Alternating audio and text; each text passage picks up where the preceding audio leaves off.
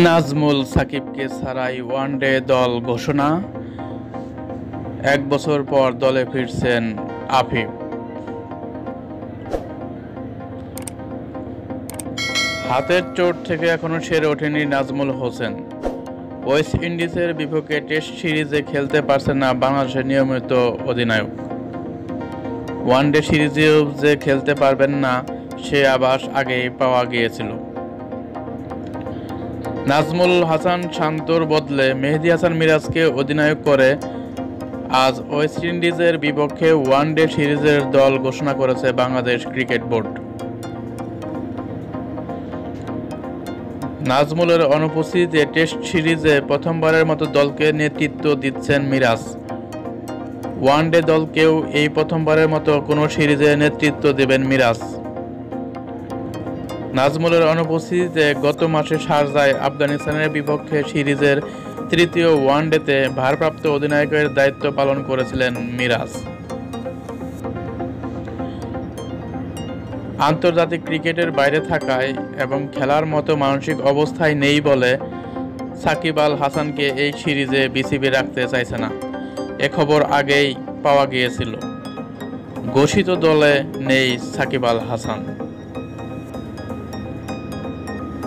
চোটের কারণে ওয়েস্ট ইন্ডিজের বিপক্ষে টেস্ট সিরিজে খেলতে পারছেন না আরেক অভিজ্ঞ ব্যাটসম্যান মুশফিকুর রহিম। ওয়ানডে সিরিজের দলেও ফেরা হয়নি তার। একই কারণে দলে ফেরা হয়নি মিডল অর্ডার ব্যাটসম্যান তাওহিদ হৃদয়ের। আজ এক সংবাদ বিজ্ঞপ্তিতে বিসিবির চিকিৎসক মঞ্জুর হোসেন চৌধুরী বলেছেন, হৃদয় তার ডান কুঁচকিতে ব্যথার অভিযোগ করেছিল এবং পরীক্ষা নিরীক্ষার পর তার চোটের ব্যাপারে নিশ্চিত হওয়া গেছে। তাকে বিশ্রামের পরামর্শ দেওয়া হয়েছে এবং খেলার জন্য সে কতটা ফিট সেটা বুঝতে আমরা 2 সপ্তাহের মধ্যে তাকে আবার পরীক্ষা নিরীক্ষা করব।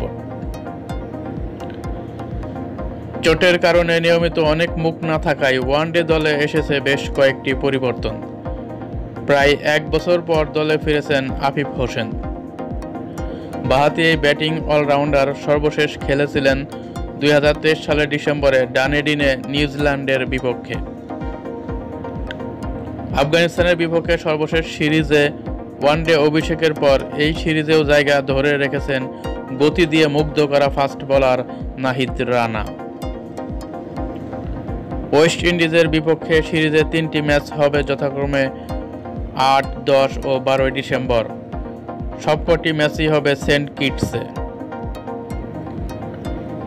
ওয়েস্ট ইন্ডিজ ওয়ানডে সিরিজে বাংলাদেশ স্কোয়াড: মেহেদী হাসান মিরাজ অধিনায়ক, লিটন কুমার দাস উইকেট কিপার, তানজিদ হাসান, সৌম্য সরকার, পারভেজ হোসেন, মাহমুদুল্লাহ, জাকের আলী, আফিফ হোসেন, রিশাদ হোসেন, নাসুম আহমেদ, তাসকিন আহমেদ, হাসান মাহমুদ, শরীফুল ইসলাম, তানজিম হাসান ও নাহিদ রানা।